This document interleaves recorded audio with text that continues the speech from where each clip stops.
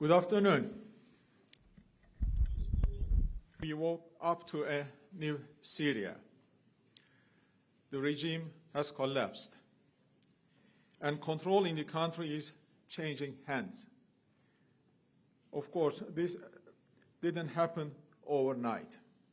For the last 13 years, the country has been in turmoil. However, since 2016, through Astana process, we de-escalated the situation and basically froze the war. This precious time should have been used by the regime to reconcile with its own people. However, the regime did not use the opportunity. When all attempts failed, President Erdogan himself extended his hand to the regime to open a way to achieve national unity and peace in Syria. That was also denied. The regime failed to focus on the vital issues. State institutions couldn't function properly to respond to the needs of the Syrian people. It couldn't provide the basic services. Half of the population was displaced both internally and externally. This caused flows of migration which brought risk to the neighboring countries as well as Europe.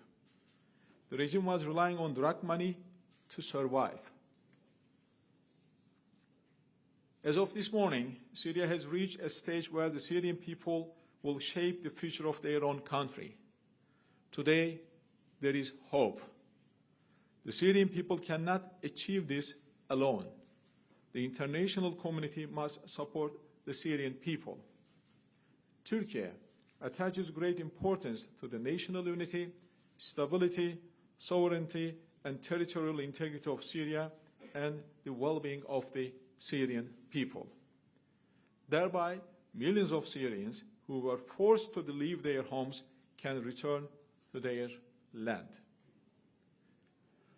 The new administration must be established in an orderly manner. The principle of inclusiveness must never be compromised. There must never be a desire for revenge. It is time to unite and reconstruct the country.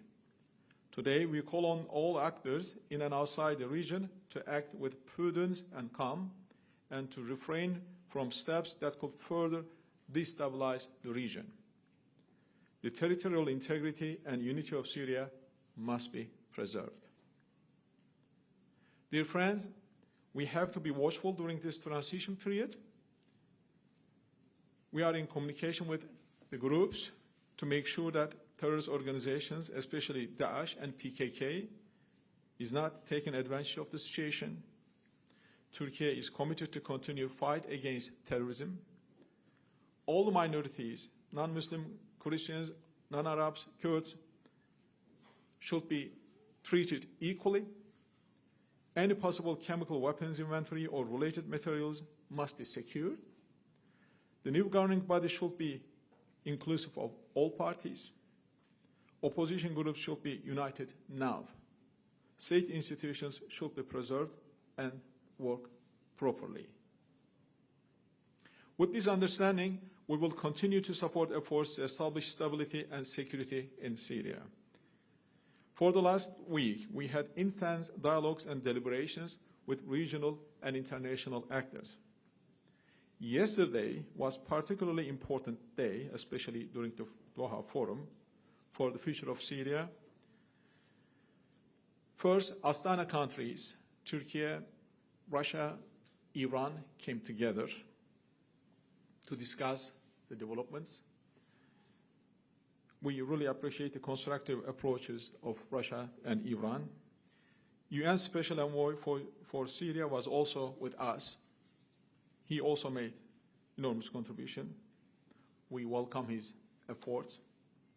Then we came together with Arab countries, Saudi Arabia, Qatar, Iraq, Egypt, and Jordan. We also thank those brotherly countries for their constructive approaches. We had also discussions with Americans as well. We will continue cooperation with regional and international actors. Thank you. Any questions?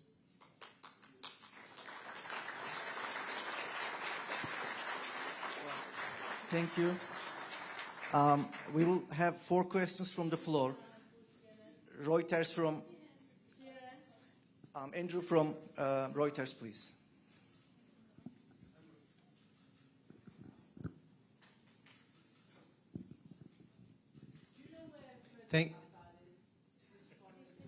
Thank you, Your Excellency.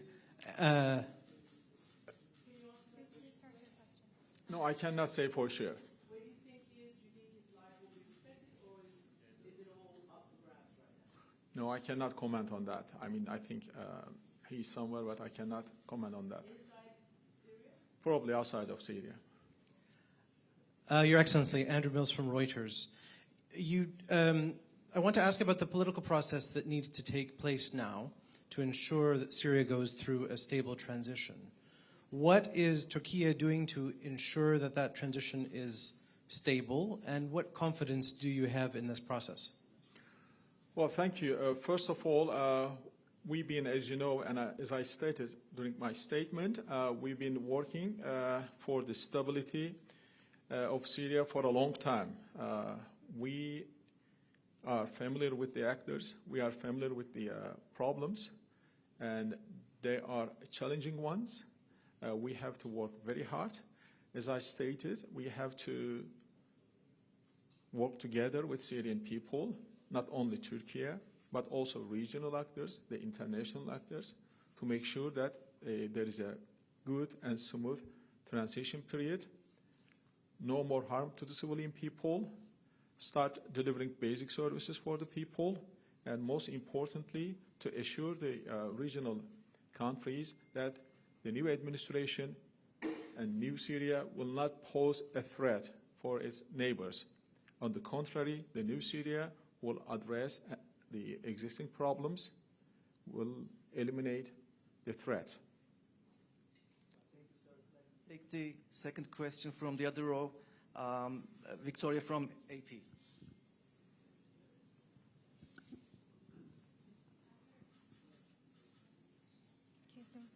Excuse me.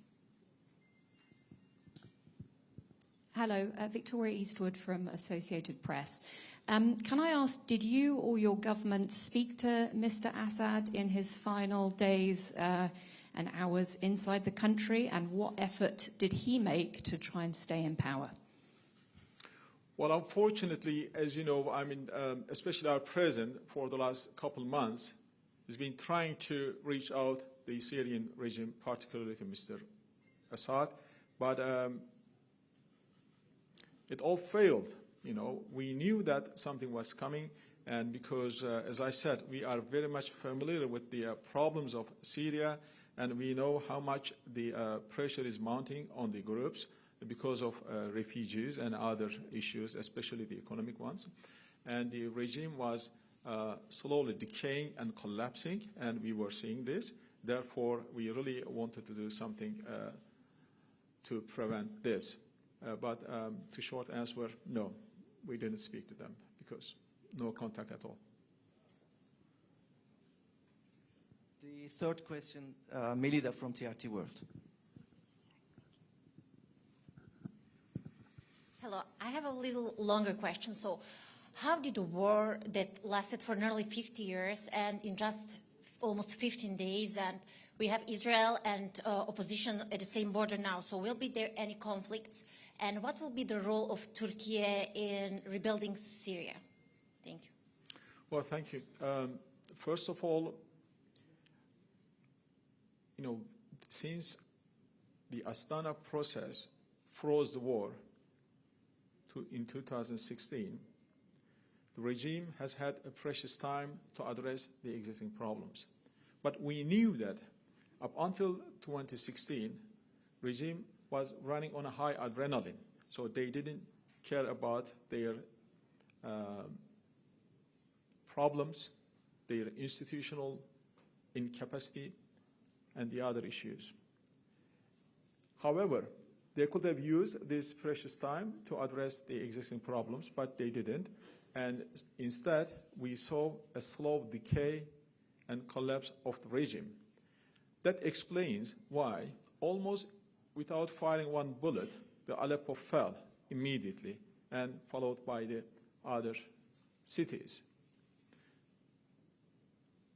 And Turkey will continue with the neighboring countries to reconstruct, and the existing administration is also very much important for us to work together in whatever capacity, in however way we can help to address the economic problems and other problems. We will certainly continue to work with the new administration. Well, thank you, sir. And the final question is from the Turkish press, Büşra Hanım from CNN Turkey.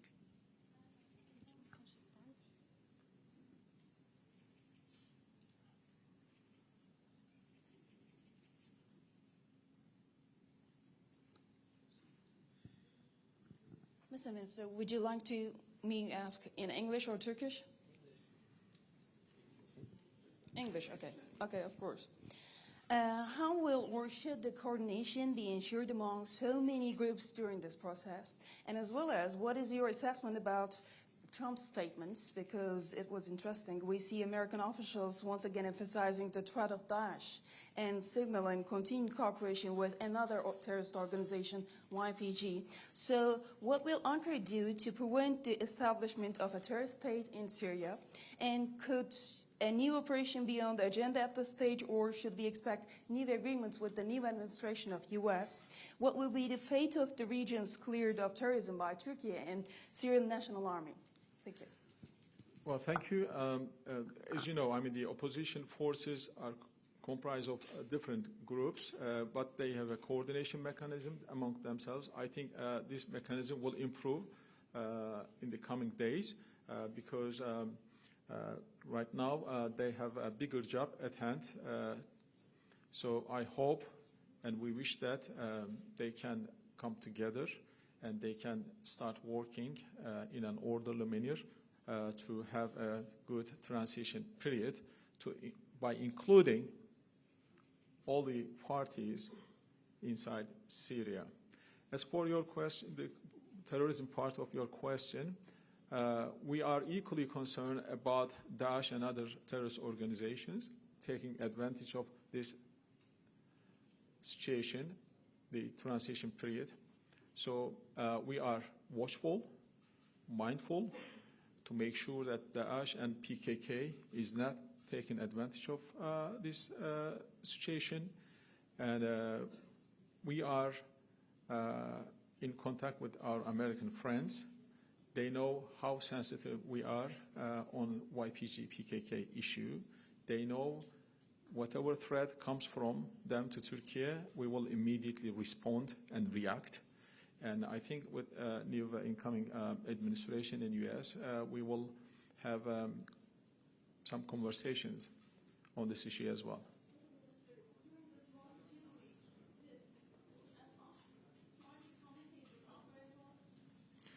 As I said, no, there was no communication coming from Assad side.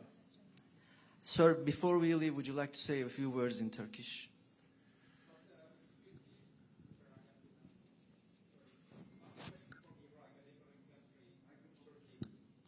Well, we said that was the final question. Now the sir is going to say a few words in Turkish, and then we are going to conclude. This brings us to the end of the conference. Thank you, sir. Thank you. Thank you. Thank you. Well, yesterday I had a very constructive meeting with my meeting.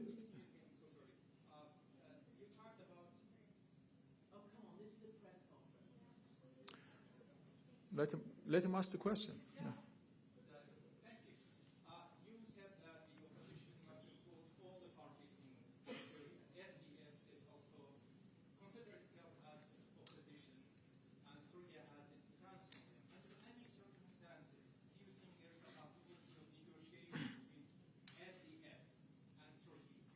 Well, there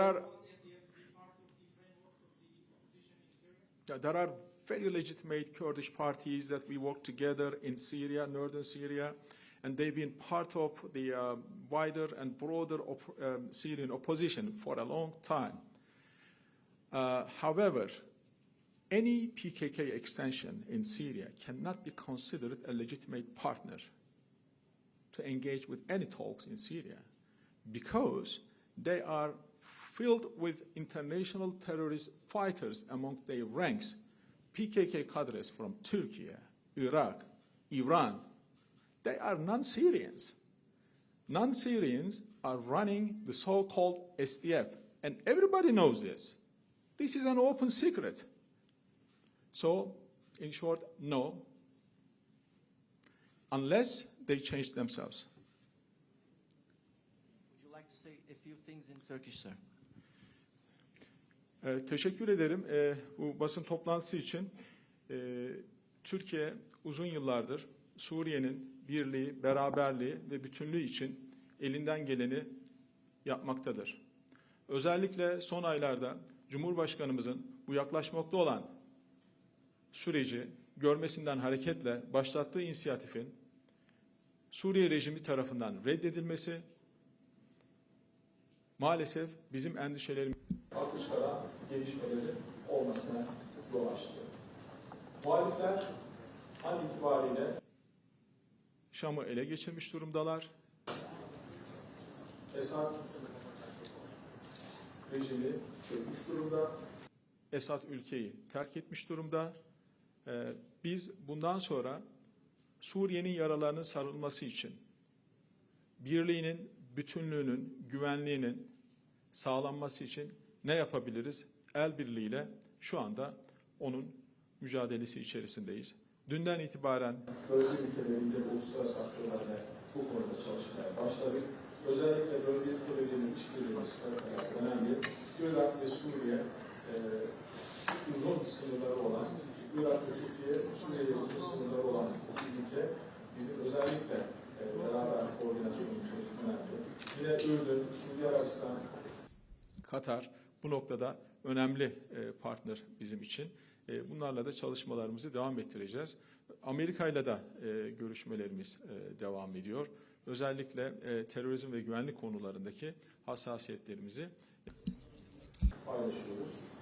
Önümüzdeki günler özellikle sürecin bu konuda inşallah daha güzel günleri Suriye halkını beklediğini hep beraber göreceğiz.